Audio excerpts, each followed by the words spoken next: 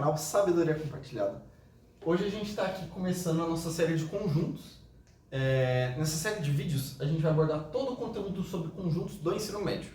Desde as noções mais básicas, mais primordiais, até as noções mais elaboradas sobre conjuntos. Então a gente vai falar sobre o que é um conjunto, vai ser a aula de hoje. A gente vai falar sobre operações com conjuntos. A gente vai falar sobre conjuntos importantes na matemática, os números naturais, os números inteiros e outros. A gente vai abordar tudo que é importante, tudo que você precisa saber, tudo que é necessário. Então, gente, para a gente começar, o que é um conjunto, né? Essa é a primeira pergunta que a gente sempre vai se fazer quando a gente for começar um tópico. E, resumidamente, um conjunto é uma reunião de elementos. Reunião de elementos.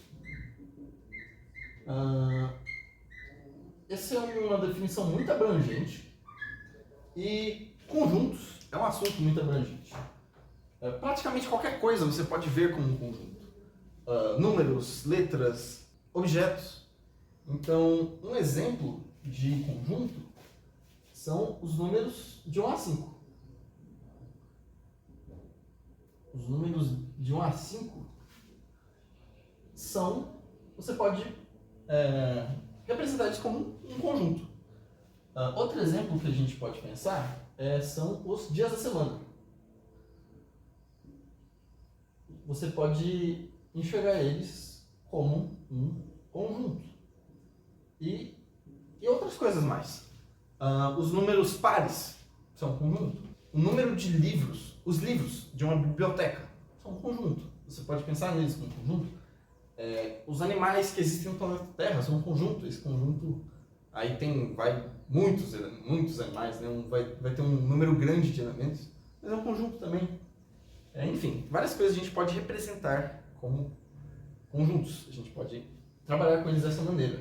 Como é que a gente pode representar conjuntos, né? Como é que a gente pode trabalhar com eles?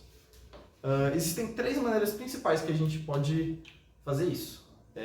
A primeira é listando os elementos. É uma maneira.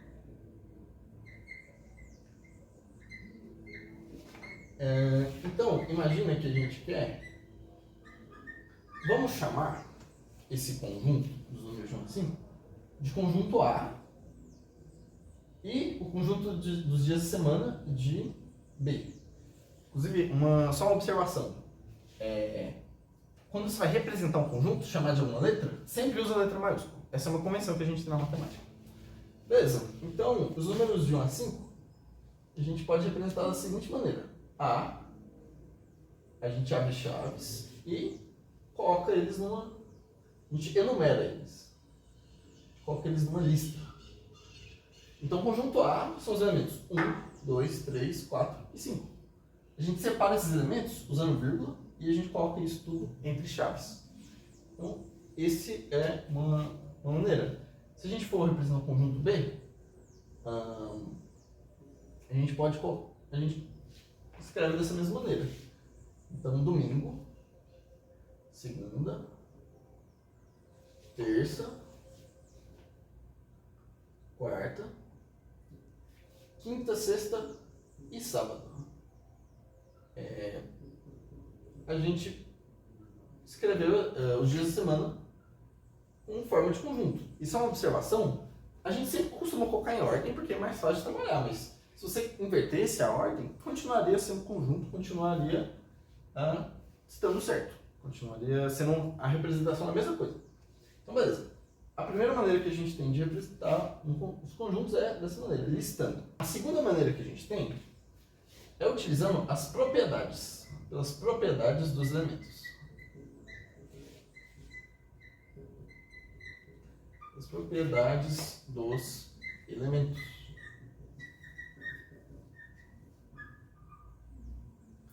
Então, o conjunto A, a gente pode representar da seguinte maneira.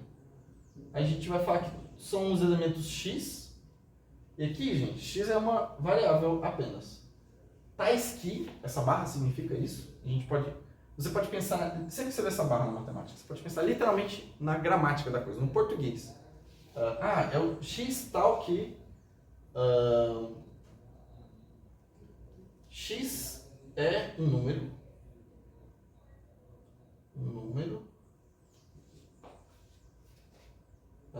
entre 1 e 5. É um número inteiro, né? Um número natural, mas a gente já vai ver o que é isso. Então, você coloca por uma... isso é uma propriedade. Todos esses números aqui têm essa propriedade. Eles estão entre 1 e 5. O conjunto B, né, o conjunto dos dias da semana, a gente pode fazer a mesma coisa. O conjunto B é o conjunto dos elementos x, tais que x é um dia da semana.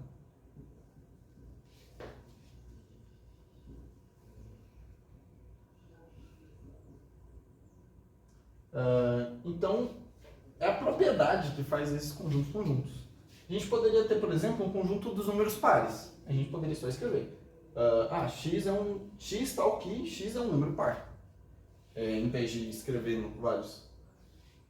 Então, essa é a segunda maneira que a gente tem para representar conjuntos. E a terceira e última maneira que a gente vai aprender hoje é desenhando usando diagrama de Venn.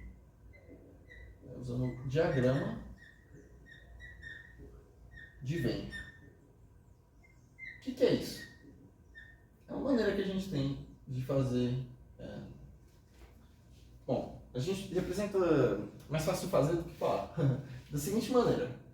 A gente, por exemplo, para representar um conjunto A, a gente desenha um círculo, não precisa ser bonitinho.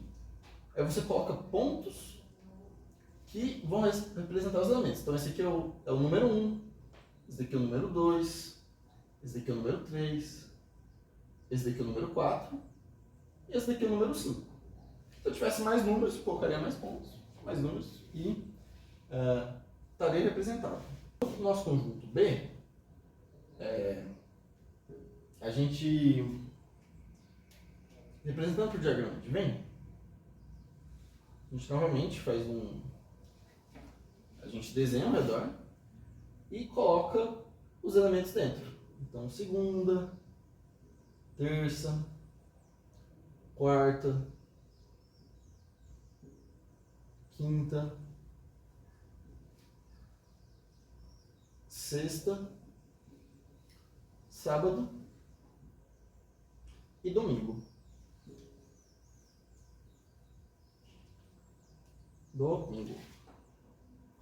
Essas três coisas estão representando os mesmos conjuntos. Isso daqui é a mesma coisa disso daqui, que é a mesma coisa disso daqui. Então, são maneiras diferentes de representar a mesma coisa. Bom, qual que é a melhor maneira? Não tem bem uma maneira melhor. Se a gente tiver um conjunto muito grande, por exemplo, todos os números de 1 a 1000, não é muito prático a gente representar dessa maneira. A gente teria que escrever vários números. Então a gente pode colocar uma propriedade. E mais para frente nas aulas, a gente vai usar esse diagrama de Venn e ele vai ser muito útil, vai ajudar a gente a fazer operações. Então, essas são as três maneiras que a gente tem de representar.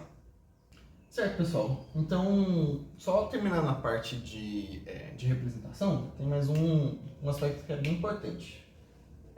No conjunto A, a gente tem os elementos 1, 2, 3, 4 e 5. São 5 elementos diferentes. A gente diz que, por exemplo, o elemento 2 pertence ao conjunto A. E a gente pode fazer isso para todos os elementos do conjunto. E, por exemplo, o número 8, que não está aqui, a gente diz que ele não pertence ao conjunto A. Então, pertence esse Azinho e não pertence esse Azinho com traço. Na matemática, em muitos casos, quando a gente quer negar alguma coisa, a gente coloca um traço. Então, pertence e não pertence. E isso vale para qualquer representação, porque, novamente, as representações, diferentes representações representam conjuntos. Então, no conjunto B, a gente pode falar que, por exemplo, a Ásia pertence ao conjunto B. Enquanto Marte não pertence ao conjunto B. Então, fechando é isso. Esse símbolo, o pertence, ele é bem importante na linguagem de conjuntos. E beleza, galera. Vamos falar agora de subconjuntos. O que é um subconjunto? Dizemos que A é um subconjunto de B. Podem anotar aí que isso daqui é importante, se vocês quiserem. Se e somente se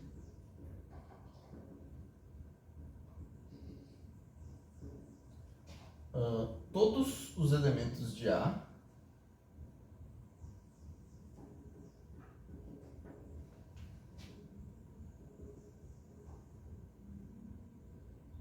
pertencem a B.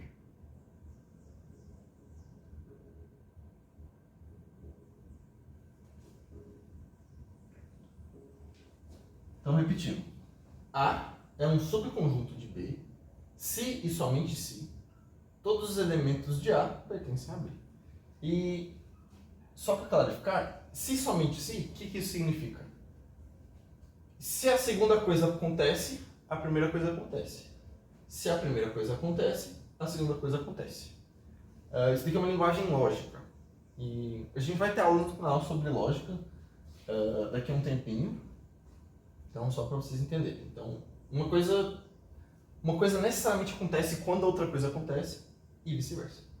Beleza, então vamos dar um exemplo. Vamos pegar aqui um conjunto A que tem os elementos 1, 3 e 4.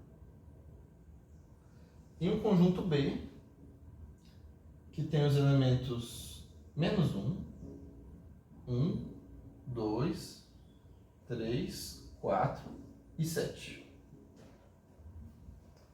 Todos os elementos de A, ou seja, 1, 3 e 4, pertencem a B também. Então, o 1 está aqui, o 3 está aqui e o 4 está aqui. Nesse caso, a gente pode falar que A é subconjunto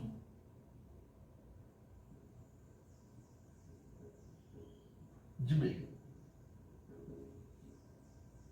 É bem intuitivo, né? E quando isso acontece, a gente pode falar o seguinte, que A está contido em B.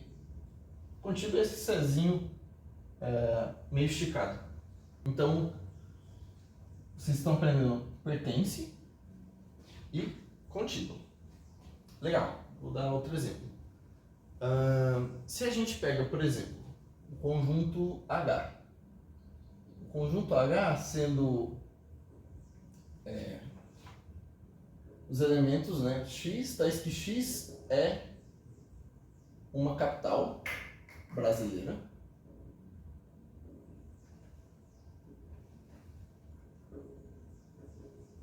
E o conjunto H dos elementos X, tais que X é uma cidade brasileira.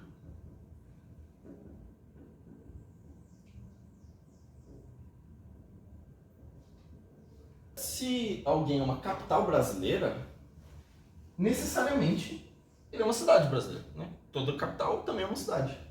Então a gente pode falar que G é um subconjunto de H.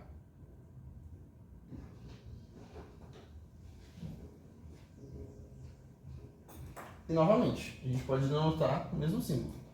G está contido em H. A gente também pode representar isso de outra maneira. A gente pode falar que H contém G. Então, o C está para um lado, está para o outro, é essencialmente a mesma coisa. É só uma maneira diferente da gente ler. Recapitulando, subconjunto, um conjunto é subconjunto de outro, quando todos os elementos do primeiro estão no segundo. E a gente denota dessa maneira. Então, A está contido em B. Mas nem sempre isso acontece, né? Então, a gente pode falar também que A não está contido em H. Os números 1, 3 e 4 não são cidades brasileiras. Então, a gente faz o tracinho para negar. Assim como a gente fez no pertence. Essa aula vai terminando por aqui.